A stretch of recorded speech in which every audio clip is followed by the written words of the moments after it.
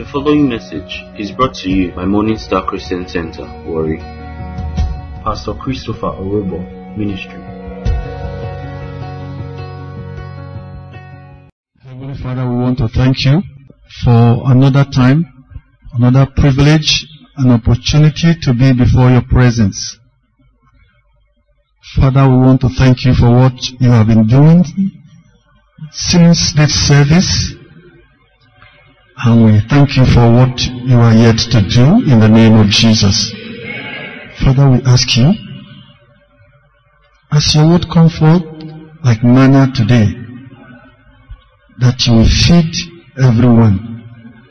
That everyone in this meeting today, Father, you will feed every one of us. Father, you will break for us our portion of bread. The Lord, we will go back home satisfied today.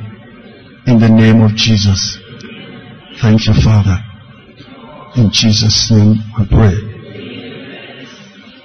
I want you to please turn your Bible to Psalm 89. Psalm 89. I want to read from verse 15. Psalm 89 from verse 15. Blessed is the people that know the joyful sound. They shall walk, O Lord, in the light of thy countenance. In thy name shall they rejoice all the day, and in thy righteousness shall they be exalted. For thou art the glory of their strength, and in thy favor our horn shall be exalted. For the Lord is our defense, and the Holy One of Israel is our King. Praise the Lord. Praise the Lord. I want you to look at Hebrews chapter 4. Look at Hebrews chapter 4. Yes.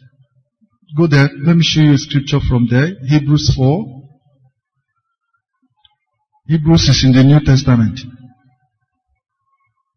Are you in Hebrews chapter 4? Verse 1. Let us therefore fear, lest a promise being left us of entry into his rest, any of you should sin to come short of it. Look at verse 9. There remaineth therefore a rest to the people of God. For he that is entered into his rest, he also has ceased from his own works, as God did from his. Let us labor therefore to enter into that rest, lest any man fall after the same example of unbelief. Just look up for a moment. We'll read some more further scriptures. Now, this scripture we just read here now from Psalm, you see God's plans and purpose for his children. And in this Hebrew here, the word of God tells us that there is a place that is called rest. There is a place of rest for the people of God. And the word of God says, when you find yourself in that place, you cease from your own work, even as God ceased from his after creation. But the word of God went further to say in verse 11, let us labor therefore. When you enter into God's rest, you stop laboring. You stop working. As God stopped working after creation. But the word of God says, you must labor to enter into rest. That is to say, for you to stop to labor, you must labor. May God give you understanding. Before God stopped to labor, he labored. Genesis chapter 1 verse 1 down. He labored before he stopped to labor. Now, the word of God is telling us here that look, there is a place of rest. And this place of rest, when you finally get there, what you normally do for 1 hour, it takes you less than about a second to do it. What you will normally do for a whole day, it will take you less than an hour to have it accomplished. Some things that normally you find difficult to comprehend, to understand, to implement, it becomes a child's play. That is God's place of rest. But for you to get there, you must labor to get to that point. What I want us to look at this morning, though we are not stopping, we are not going to finish it, I'm going to teach it 3 times. In every area of our lives as Christians, normally our lives can be divided into 3. Spiritually, materially, or financially, or economically, and then good health. You find that in 3 John. I wish above all things that thou mayest what? Prosper and be in health, even as thy soul prospers. That is to say, our spiritual standing, our spiritual walk is number 1. Do you understand? Our spiritual standing, our spiritual walk is number 1. Then we need to prosper. And when the word of God talks about prosperity, it's not talking about economic prosperity alone. That is to say that you have money, you have clothes, you have good cars, you have your own house. It's much more than that. If you are married, God expects your marriage to prosper. God expects your children to prosper. God expects every relationship you have to prosper. In fact, whatsoever you put your hand to do, God expects them to prosper. And as you are prospering, God doesn't want you to be sick, to be diseased, and to be infirmed. God wants you to be well. God wants you to be healthy. God wants you to be strong. So, the Christian life, everything about our lives can be summarized into 3. Spiritually, economically, and health. Good health. Have you followed me to that? So, what I want to show us this morning, I want to show you, or rather what we want to start dealing with this morning, we are going to deal with a process. The process you must follow. The process every one of us must follow. And I'm going to show you that even the Lord Jesus Christ himself, when he became a man, he followed it. And none of us who will not follow it, we will never get to the place of rest. Now, God is so interested in process. That is why, in the Old Testament, you will always hear, in the process of time. In the process of time. And in the process of time, it came to pass. So, there is always process in anything God does. God doesn't do anything outside of process. That is to say, no matter what God has promised you, no matter what God has told you he is going to do, there must be a process to that place. There must be a process. And what we want to start learning now, if God helps you and he gives you understanding, you will have peace like a river in every area of your life. You are going to have joy like a river in every area of your life. Whatsoever you put your hand to do will prosper and it will do well. In the name of Jesus Christ. Turn your Bible to Revelation chapter 1. Revelation chapter 1. I want to start reading from verse 10. Revelation 1 verse 10.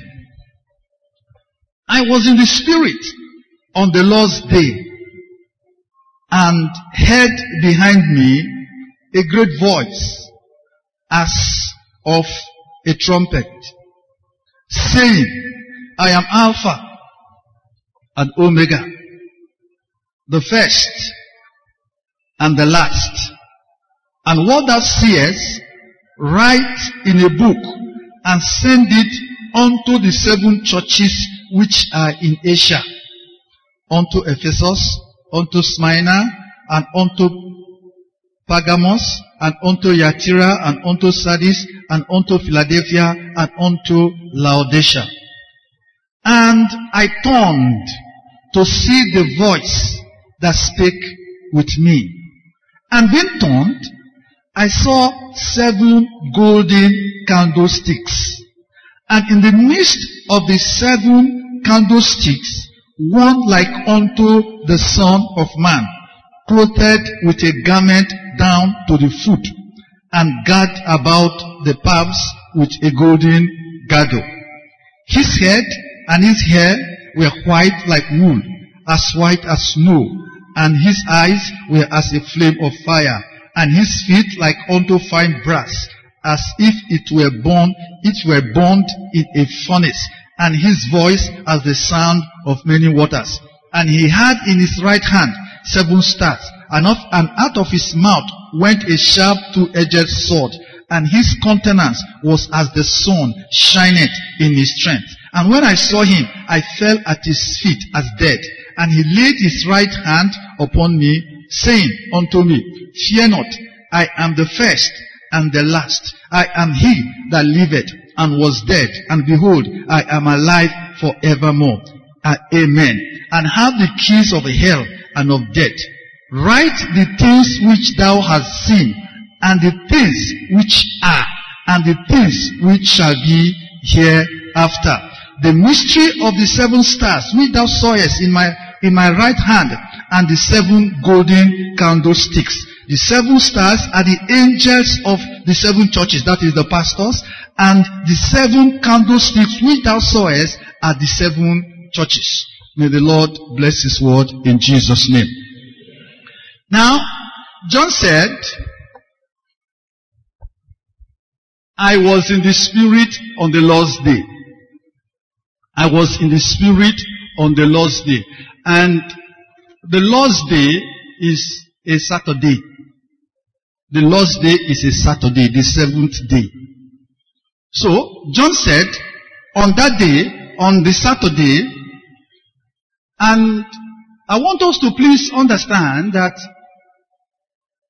in the days of John, in the days of the apostles, the temple worship was still on. Do you understand? Do you understand? The temple worship, everything was still going on. Even after Jesus has risen from the dead, nothing stopped. So, John is saying that on the 7th day, that Saturday, where all the Jews normally gather in the temple to do sacrifices and the rest, he said he was in the Spirit. He wasn't there because John was not in Jerusalem. Here in Revelation chapter 1. John was in the island of Patmos, where he has been banished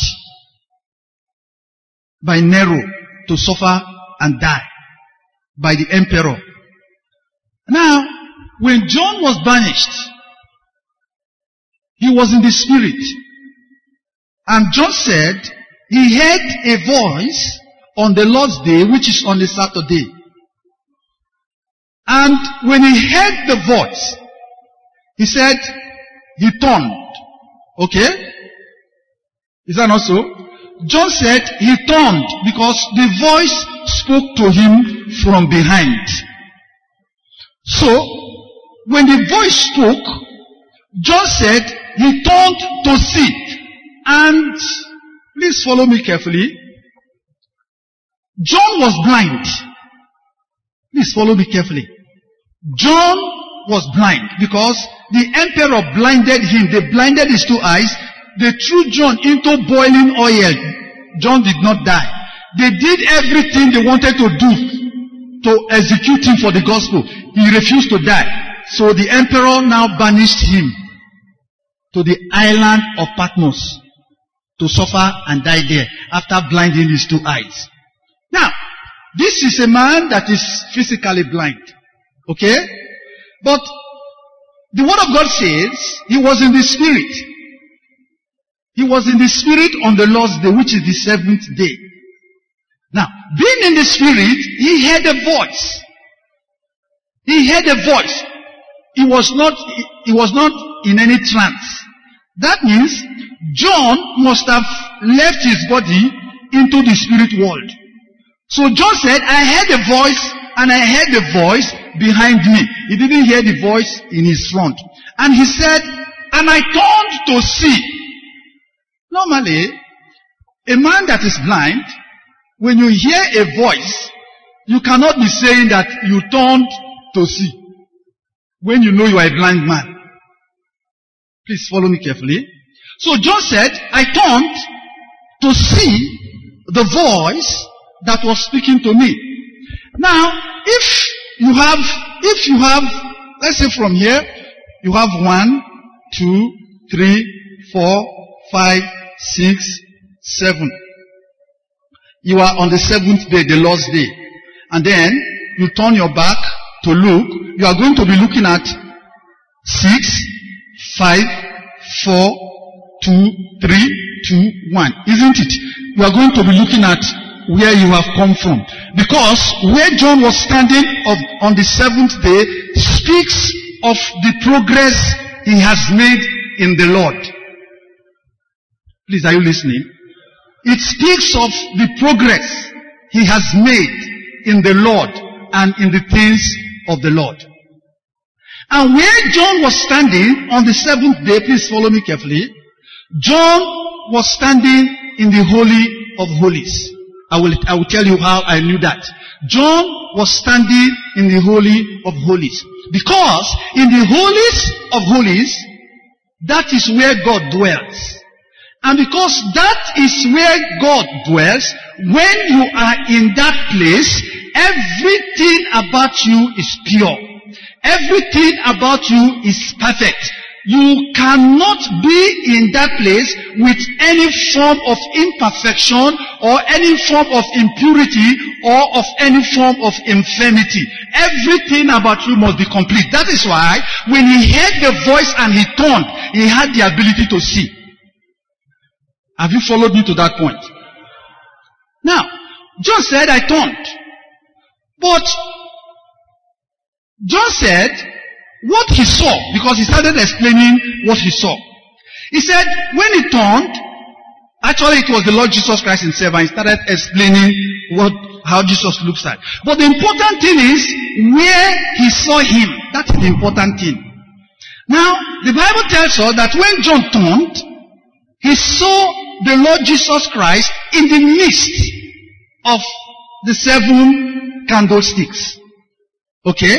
Please follow me. He saw him in the midst of the 7 candlesticks. The Bible didn't say he was holding the candlesticks. It was only the stars, which is the pastors of the churches, that he was holding. Please, are you following me? I'm trying to explain to you what it means. I want you to remember that in the temple of Moses, the candlestick is in the holy place. You remember that? Okay. Even if you don't, just follow me now. The candlestick is in the holy place. The temple of Moses is divided into 3. We have the outer court, we have the holy place, and we have the Holy of Holies. And it is the Holy of Holies John was. So when he turned, he saw Jesus Christ in the holy place, in the midst of the churches. Please, do you understand? He saw him in the midst of the churches. So, I want you to please understand, irrespective of what people are talking about the church, that is where Jesus dwells. Did you hear me? Irrespective of what people say, irrespective of what they talk about the church, irrespective of how they try to run the church down, irrespective of how they try to condemn us, let me inform you that the church is the dwelling place of the Lord Jesus Christ. And anytime you come to church, you must know that Jesus is in church. Did you hear me? Anytime you are in church, you must know that Jesus is in church and that you have come to meet with him. So, John said he saw the Lord Jesus Christ in the midst of the churches. I will explain that one to you as we progress. Not only did he see Jesus in the midst of the churches, he equally saw Jesus Christ holding the 7 stars. That is, the pastors of the churches. Now, he started explaining to John. Now, it was Jesus who explained to John that, look, these 7 candlesticks you are seeing, they represent the churches. Now, what I want to show to us in the next 3 services, there are certain things I want to show to us. I want us to take the tabernacle of Moses, and from it, I want us to learn how to grow and how to develop in every area of our lives. Did you hear me? Did you hear me? We are going to take the tabernacle of Moses. We are going to study it. Remember that the tabernacle is one big house, okay? Let's say this rock here now is the tabernacle. And it's divided into 3. The first part is the outer court. The second part is the holy place. And the last part is the Holy of Holies. This outer court, there are 2 things there. And this holy place, there are 3 things there. And this Holy of Holies, there is only 1 thing there with 3 things inside. Do you understand? So we are going to study these things one by one, and we are going to see how it affects our lives. Praise the Lord. So today, we are going to begin by studying the outer court. We are going to study the outer court. Now, I want you to turn your Bibles to Exodus. Turn your Bible to Exodus. Look at Exodus 25. Exodus 25. Look at verse 40. Exodus 25:40. And look, thou make them after their pattern, which was showed you in the mount. Who is talking here? Who is talking here? And who is he talking to? Who is he talking to? Now, he's telling Moses, please listen carefully. The tabernacle that Moses made, please listen, it originated from heaven. Are you listening? Please follow me. Listen carefully. God practically took Moses to heaven when he was on top of that mountain for that 40 days. God took Moses to heaven. And he showed Moses. He practically showed Moses. The temple Moses was to make, the tabernacle Moses was to make on earth here, is a replica of what God had in heaven. So he took Moses there and he showed Moses everything that Moses should make.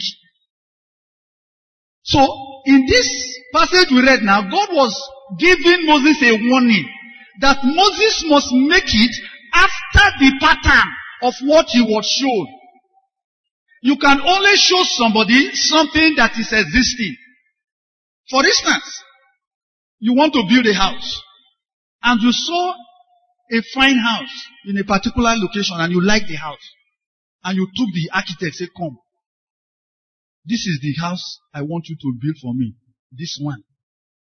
So I want you to go build this house in so and so place, in so and so land.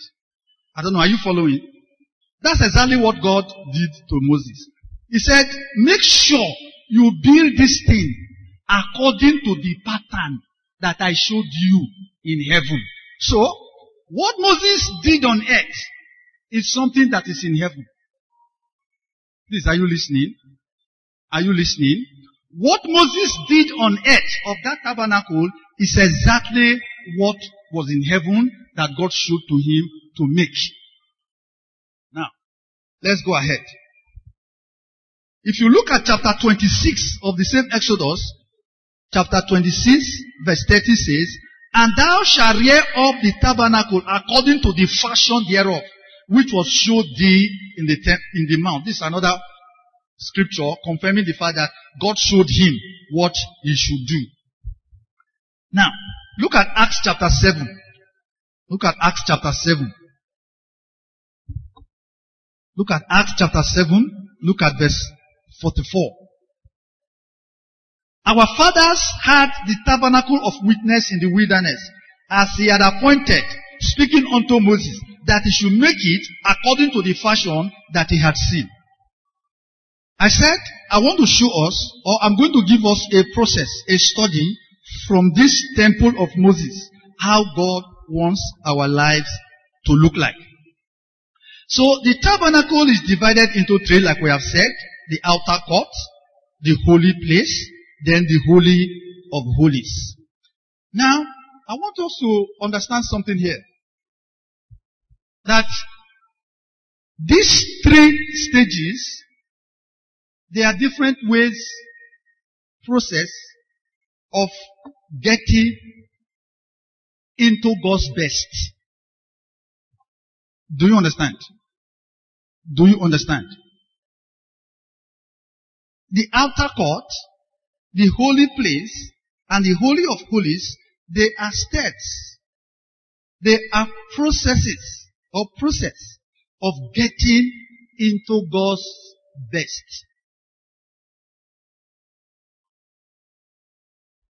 You see, in your walk with God, you can come to a place where whatsoever you say is like God saying it. You can get to a point where whatsoever you do is like God himself that is doing it. You remember Paul, when Paul was talking in Corinthians. You know that Paul spoke to a point where Paul said, what I am telling you now, I am not saying it because God has given me commandments. Say, but I think I have the Spirit of God. God sanctioned it. But you see, you cannot wake up and come and tell me tomorrow that you think you have the Spirit of God. I will tell you to go and sit down. You know why? Because I will know whether you have gone through the processes or whether you have not. But you see, no matter how far you go in God, you can never come up with anything that is extra biblical. Now, so let us start our study from the outer court. The outer court. So we have said that anything God is doing, God will do it in a minimum of 3 levels. Anything God wants to do in your life. Anything God wants to do in your life, He's going to do it in a minimum. I didn't say maximum. He's going to do it in a minimum of 3 levels. He's going to do it in a minimum of 3 dimensions. He's going to do it in a minimum of 3 atmospheres. And these 3 atmospheres, they are separate, they are distinct, but they work together as one. Do you understand? You see, so it is not a case of you have moved from level 1 to level 2, so you no longer need level 1. No. It's not a case of you have moved from level 2 to level 3, so you no longer need level 1, level 2. No. You will at every point in time deal with the 3 levels, because they are all part and parcel of one thing. It's just that it's a different dimension. It's just like a child that is born today and is growing to become a man, become a woman, get married, have children. You are growing. Do you understand?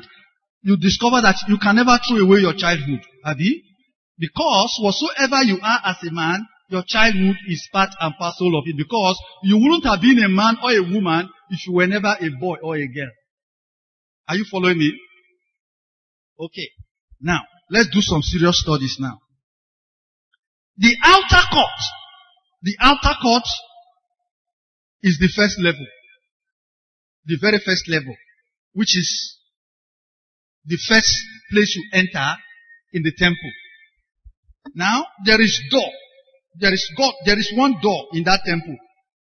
And everybody enters here. That is the first place you enter. And in this place, there are 2 things in the outer court. Number 1, the first thing you meet when you enter the outer court is the brazen altar. The brazen altar is made of brass. And it's on top of this brazen altar that all the blood sacrifice, anything they want to sacrifice unto God, the blood for atonement, for peace offering, for whatsoever, the meat offering, everything, that is the place they put it. And when they put the offerings on that altar, it is God himself who puts fire.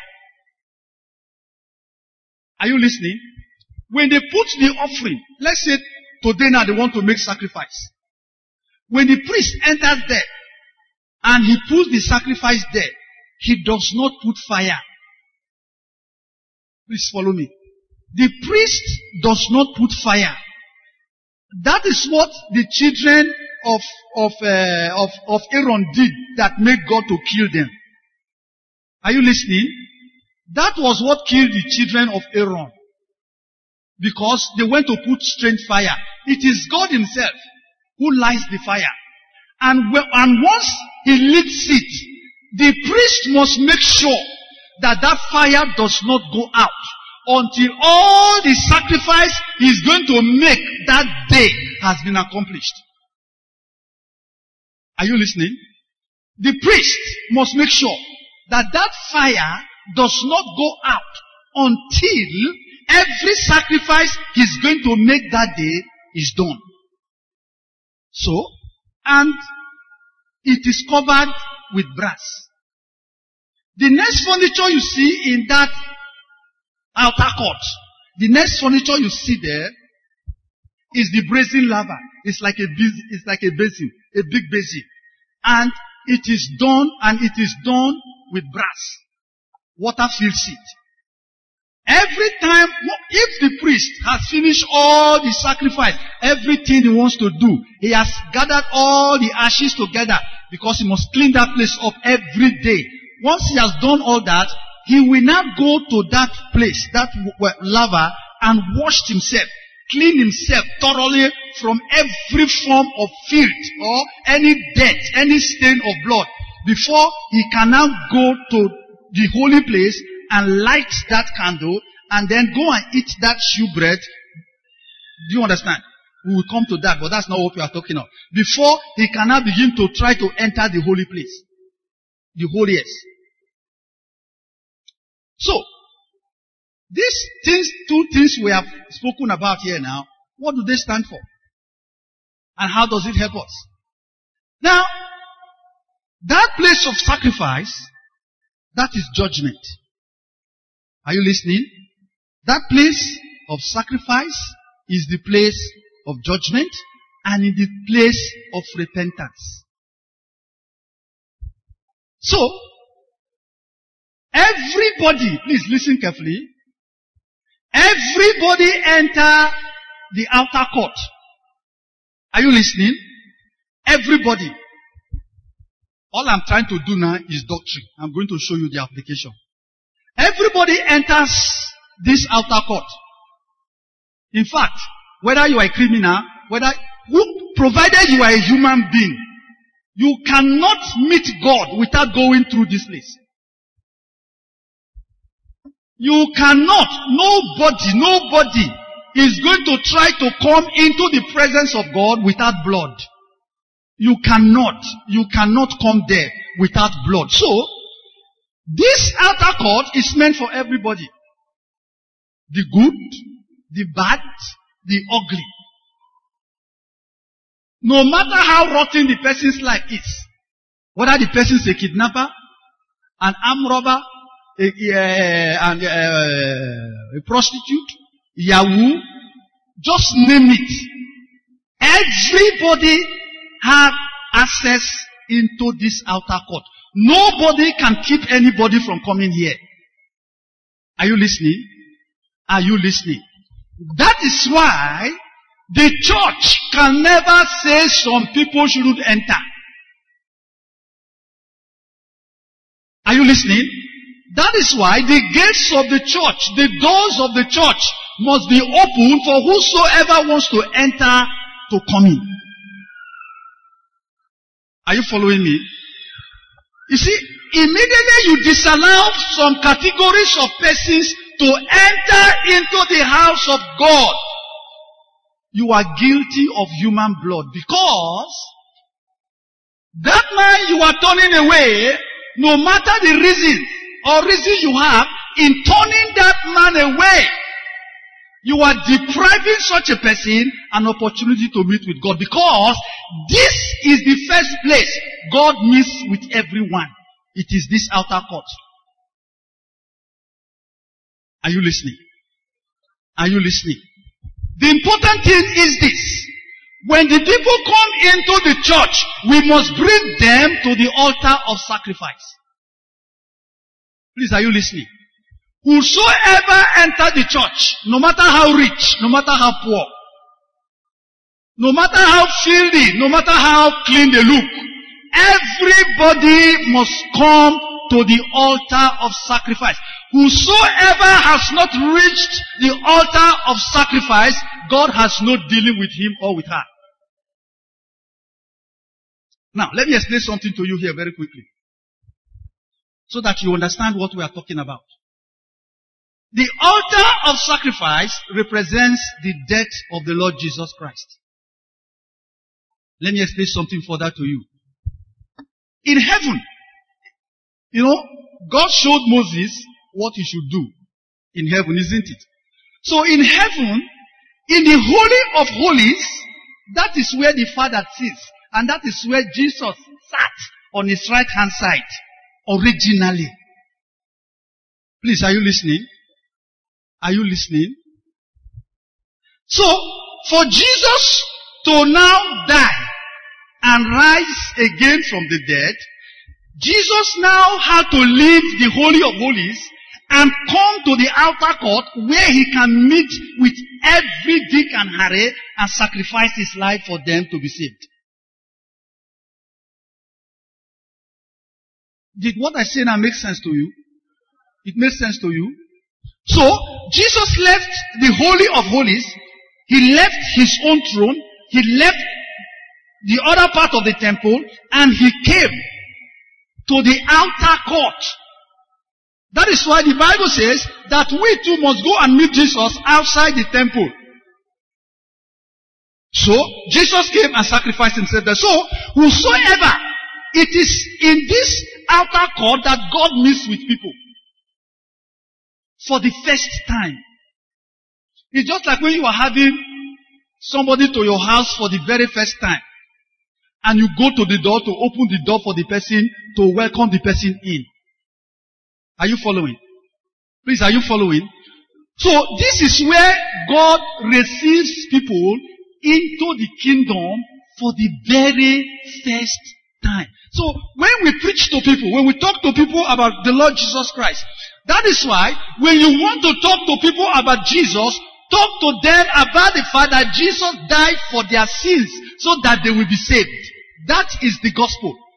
When you talk to people, when you witness to people, when you are talking to people, what you are actually doing, you are bringing the people to this outer court, to the altar of sacrifice, so that these people can believe that Jesus died for their sins, so that they can receive the sacrifice of the Lord Jesus Christ and be born again. Please, are you following me? That is exactly what you are doing. You are bringing the people to the outer court, to the altar of sacrifice. Now, after the altar of sacrifice, we have the brazen laver, where they wash. That one stands for baptism. So you discover that the truth is that if somebody gets born again today, they should be baptized today. That is exactly what ought to be happening.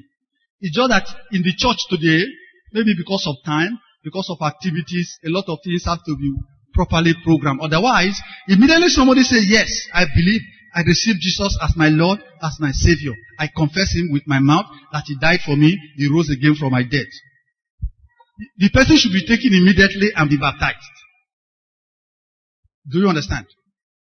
So, those are the two things that are in the outer court. But that outer court, like I have said, is the place where God meets everyone.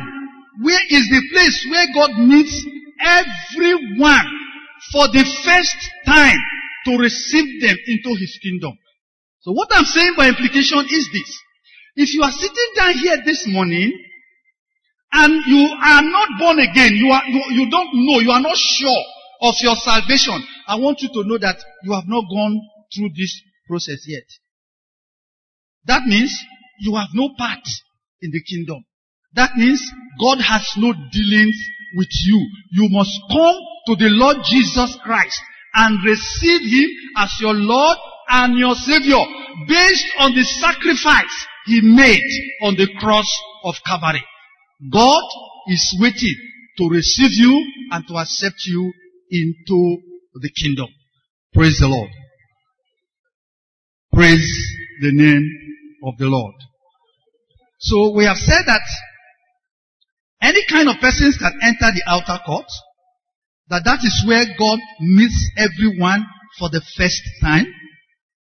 And we have equally said that the Lord Jesus Christ had to leave the Holy of Holies to the outer court to lay down His life for us to be saved. We have said the sacrifices of blood is made. It stands for repentance. That is the place of repentance where your sins are forgiven. And then we talk about the washing laver, which stands for baptism. Now, there's something I want to take time to explain to us here. The outer court is the realm or dimension or the atmosphere of carnal or fleshly believers or Christians. Now listen. You know, we have said that the tabernacle is divided into three. Have you? The outer court, the holy place, the Holy of Holies. And it is the Holy of Holies God actually resides. But He comes to this outer court to receive people unto Himself for the first time as they repent, as they receive the Lord Jesus Christ. Okay? And then they go through baptism. Now, why many of us Christians are having problems in our spiritual life, in our finances, in our marriages, in our relationship, in everything we do? Why we are having problems is because we are living all our lives in the outer court. The problem we are having is the problem of not moving from the outer court. Not moving from the outer court. You see, because the outer court is the place of repentance. The outer court is the place of baptism. The outer court is the place of childishness. The outer court is the place of babyhood. The outer court is the place of ignorance. Go to Hebrews chapter 5. Look at verse 12. For when for the time you ought to be teachers, you have need that one teach you again, which be the first principles of the oracles of God, and have become such as have need of milk, and not of strong meat. For everyone that useth milk is unskillful in the word of righteousness, for he is a what? For he is a what? But strong meat belongeth to them that are of full age, even those who by reason of use have their senses exercised to discern both good and bad.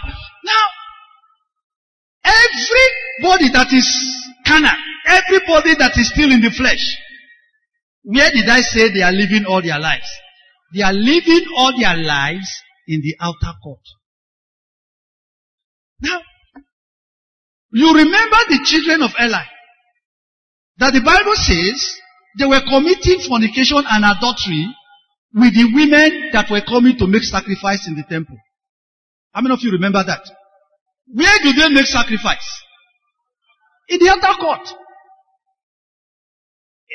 You know why you can enter the outer court without problem? Because that is where sin has come to be cleansed. Are you listening? See, when you move from this outer court, you are supposed to be automatically being cleansed as you walk with the Lord. You say, how, Pastor? Because when you begin to gather knowledge, because you discover that it is in the holy place you start to gather knowledge. You don't gather knowledge here. The only knowledge you gather here is your spiritual experience of being born again, is the assurance of salvation. That is the only thing you gather here. And once you have gathered that one, if you don't move immediately to begin to gather real knowledge about the Christian life, and you begin to grow, you will be stranded. In fact, you will be dwarfed. And you can be in church for 20 years, you are nothing but a child and but a babe. And somebody who goes born again just within 1 to 3 months can be better than you when it comes to spiritual standing and strength with God. So, in Christianity, it is not how long, it is how well. Do you understand? You see, so, because people remain here, they remain in this place. Children, babies, and even some, they have been in church for many, many years, but they are still babies. And because they are babies, in their finances, they are still babies. In their places of work, they are still babies. In their businesses, they are still babies. In their marriage, they are still babies. So, in everything they do, everything that surrounds their lives, how do they manage it? They manage them like babies. My friend, listen. You may have all the knowledge and all the wisdom of the world. How does God describe the wisdom of this world? God says the wisdom of this world is foolishness. Because once you enter the kingdom, everything about your life is changed. You cannot apply the principle of the world in the kingdom and it works. No. Because you cannot mix fleshly, natural things with spiritual, eternal things. No, it doesn't work. You see, so, there are some people, they are in the outer court, but they think they have money. But the point is, they really don't have money yet. Because when they step up to the holy place, they will discover that there is still more money to be made. Do you understand? You see some people, they think that, that they are filled with wisdom, with understanding. No, they are not. Because what they simply have is a tip of the iceberg. When they move from the outer court to the holy place, they discover, there's so much more like this.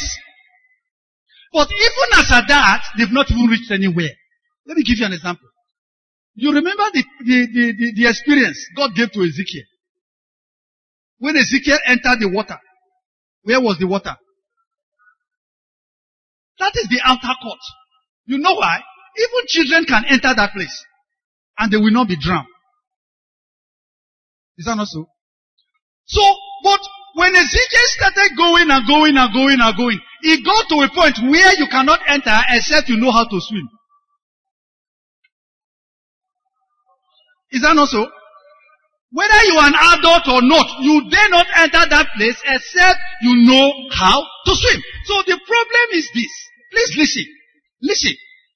There is nothing God cannot give to us. Nothing. There is no position God can place his people. There is no amount of money that God cannot open doors for his people. But God's problem is this. Can this man swim and survive in the midst of this kind of money? Can this, my son, swim and survive in this kind of political power? If I give him this kind of power, can he swim and survive in it? Because God is not interested in our drowning. Otherwise, the day you became a Christian, he would have removed you from this world and taken you to heaven. But no. He left us here. He left us here for a reason, because he wants to show to the people of the world that indeed, that he is God. So, the problem is babies. We remain babies. That is why you still fight your wife. You still fight your husband. Because you say, look, see. Let me tell you. You know, if you read Corinthians carefully, you will see the mark of babyhood. The Corinthian Christians, they refused to leave this place. they refuse to take a step. Remember that when we read in Hebrews chapter 4, it tells us to do what? To labor. To labor. To enter into rest. Is that not so? So, the laboring we are talking about now is this. That now that you are in the outer court, you have been saved. You have been born again. You have had water baptism. You have been filled with the Holy Spirit. Now, the gifts of the Spirit, they are divided into three. The gifts of the Spirit, they are divided into three. And they are three levels. Those three divisions too, they are divided into three levels. For instance, diverse kinds of tongues and interpretation, and prophecy. They are called the interpretation or the vocal gifts.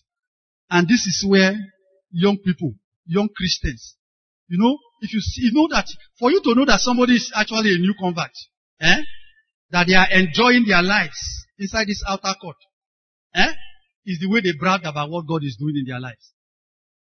Do you understand? When you see somebody that is really enjoying life in this outer court, in fact, they want to wear the latest fashion in town. This is where they are living inside. This is the place they are living inside. Even if they have food to eat. But because they did not have chicken to eat today, God is no longer God. They are still in this place. Are you listening to me? You remember Israel, when they came out of Egypt? When they came out of Egypt, Israel lived, you know why they wandered in the wilderness? Because they decided to live in the outer court. They decided to live in the outer court. That was why they wandered 40 years. A journey of 40 days. God increased it.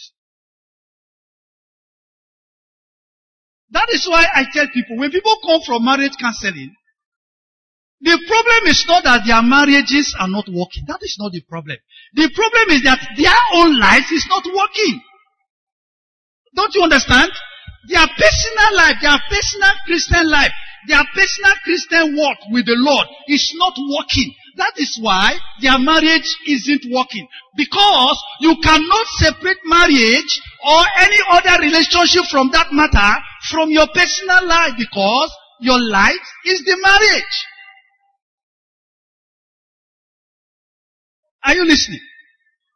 The same goes with your business. See, you know what I tell people? Say, look, you really don't have problem. That thing you call a problem is not a problem. You are only calling it a problem because you don't know what to do. Is that not so? But do you know that if you are walking in the Holy of Holies, where God dwells, that is where the word of wisdom is. The word of wisdom is not in the outer court, and it is not in the holy place. The word of wisdom is in the Holy of Holies. The word of knowledge is in the Holy of Holies. The discerning of spirits is the Holy of Holies. So, when you are here, no matter what tries to confront you from here and here, because you are here, you have the ability to deal with them. You see, so, God has never left us without help. Did you hear me? We have never been left without help. It is we ourselves who have refused to accept help. We are the one refusing to accept help. Now, let me show you one more scripture before we pray this morning. Hebrews chapter 6. Are you there? Now, look at verse 1. Look at what the word of God says. It says, therefore, doing what? Now, we just read in chapter 5, where the word of God tells us that babies are still within the principles, okay? And they are in a condition now, because they have been there for so long now, so they have lost their bearing, so now, they are now to be retaught. Are you following? They are now to be re-instructed, about the basic principles of the doctrine. Now, all these things I want to read to you now, you learn all of them in this outer court. Please listen. Listen. The problem the church has faced in this generation is that there are no more teachers of the Word of God. You know, we send you to foundation school. How many of you've gone through foundation school? Fine. The things I want to read to you now, I want to show you that all these things here now, you learn them, you live inside them, you apply them in the outer court. Except you have done that. You learn them, and you apply them, and you use them in the outer court before you can move. And let me tell you something, please. It is not a case of you saying, from tomorrow I'm going to go into the holy place. I don't know whether you understand. No. It is not in your place to move yourself forward. That is the problem. Otherwise, everybody for wrong go the Holy of Holies now. Isn't it? But you see, you cannot move. You cannot move.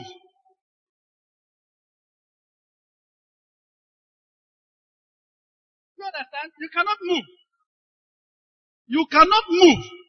It will take the Father himself being sure that yes, this man, he has completed his task. He has completed his level spiritually in this place. Let us move him to level 2, to the holy place. And listen, it applies to your business. When God gives you business, if you are a Christian, you are a businessman, you are a businesswoman, or you are a Christian, you are employed anywhere, whether by government, or whether by an individual, or whether by a private corporation. Please, open your ears and hear me well. You cannot determine your promotion. And don't waste your good time thinking that somebody is sitting on your file. Nobody can sit on your file. Nobody. Somebody can always sit on your file because the Father has not decided this is the time to move. When the Father says this is the time to move, I tell you the person will get up from your file. The person will get up. So also with your business. You may be, every one of us will start from level 1 in our business life. That's where you start from. And God is going to watch you how you are doing the business. God is going to watch you how you are managing the money. God is going to watch you whether you are faithful with the money the way He's asking you to handle it. And as more money is coming, God is going to watch you whether the more money you have, the further you are staying away from Him. Because there are some, they are in the outer court. God bless them. God prosper them. They have money. Instead of remaining there and learning and moving forward, they move outside the outer court into the world. So listen, it is God who determines whether you are qualified to move. Are you following me? Are you following me? Even if you are having challenges in your marriage, see, the very day you married, you are in the outer court. Did you hear me? You are in the outer court. Everything you have learned in the outer court, if you will apply them in your marriage, in every area of your life, God will move you forward because you will have progress. You must progress. You know, the Bible says the causeless shall not prosper. That is to say, nobody that can curse you and it because we walk. No. When somebody says, look, you don't know me. I will take your name somewhere. The person go walk out lost. You know why? Because nobody can curse you. Now, let's read before we round up. Let's read this. From verse 1. Therefore, leaving the principles of the doctrine of Christ. Please, are you following it? Leaving the principles of the doctrine of Christ. Let us do what? Let us go on unto perfection. See, God wants to perfect everything about your life. Brethren, listen. God is not a mediocre. Are you listening? No. Our Father is not a mediocre. Our Father is not even a dirty person. Our Father is very clean and neat. Don't you see what he told the children of Israel? He said, please, wash your clothes. They said, that they not get ironing. Maybe for tell me they iron and too. He told them to wash their clothes, bathe themselves and dress well to come and appear before him. So if today all you have to wear is not clean, I hope you know what I mean, it's not clean. I didn't mean I smell, You feel that, oh, this is very this. Don't worry. With time, you will start dressing better. In this outer court. So the word of God says, therefore, leaving the principles of the doctrine of Christ, let us move where? On. Let us move on. That is to say, if you remain here for too long, you will be in trouble. I'm going to show you just now from scripture. If you remain in this place for too long, you are going to be in trouble. You know why? You won't be able to tell again whether you were even a Christian. Because something surely will go wrong with your life.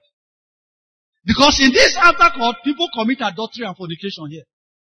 And they still cover up with Christianity. In this outer court, people use the grace of God for lasciviousness.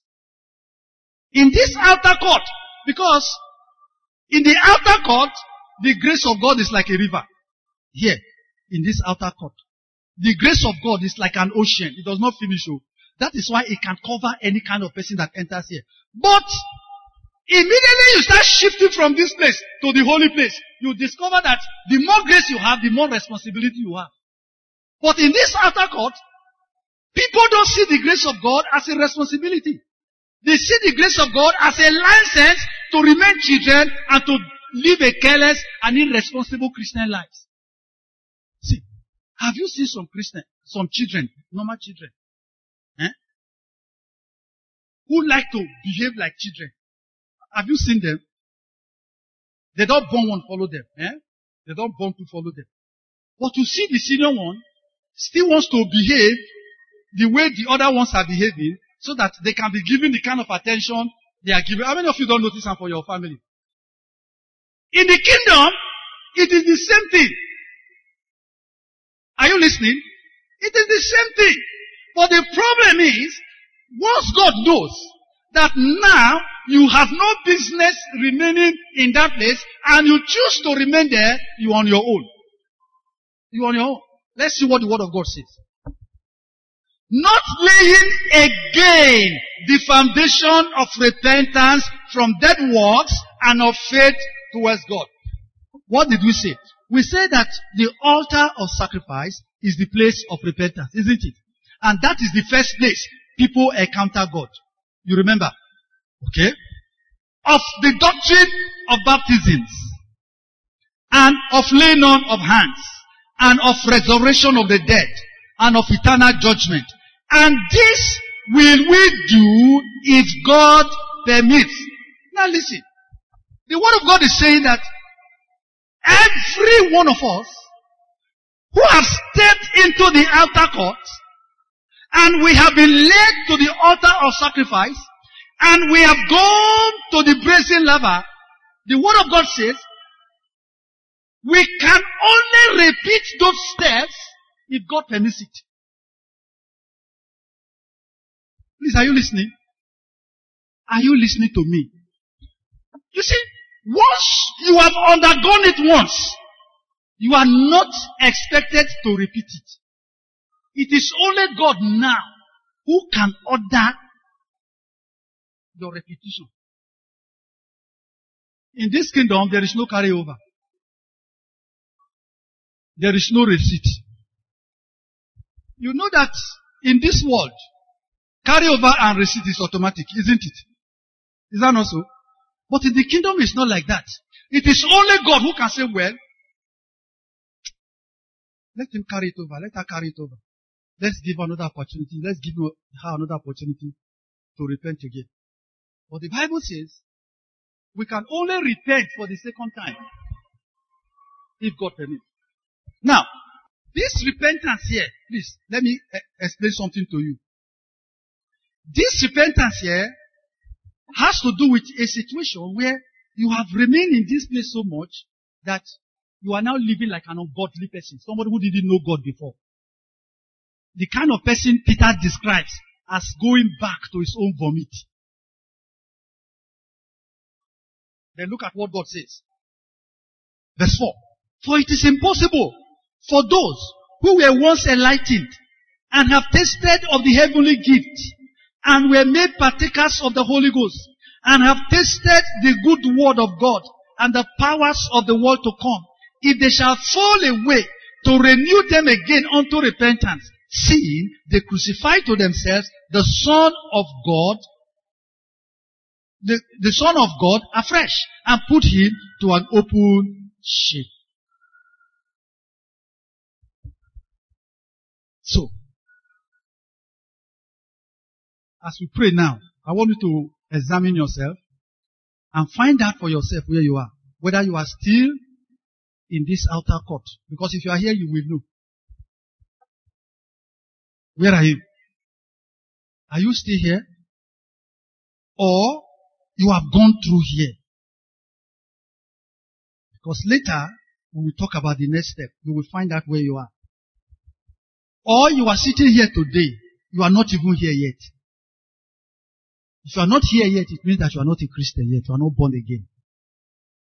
But all those who are already born again, it means that you are already here, but have you chosen to remain here? Or you are making effort? Are you growing this place you are now? Because here you must grow, you must develop, you must mature before you can move. Are you still in this place? Even if you are here, how are you doing? Are you growing? Are you developing? Are you maturing? Yes, you have repented. How real is your repentance? Are you repenting today? Tomorrow you repent. Next tomorrow you repent of the same thing all over. It means that you are not appropriating the grace of God properly. Let us even assume that your spiritual life is working well. Your spiritual life is going well. What of your business life? Is your business failing and getting up, failing and getting up, failing and getting up? How are you managing it? How is your marriage? You quarrel? Are you quarreling every day? Every other day? Over the same thing, over the same thing, over the same thing? Are you developing in this outer court? You have found yourself here. You have entered here now. Are you growing? Are you developing?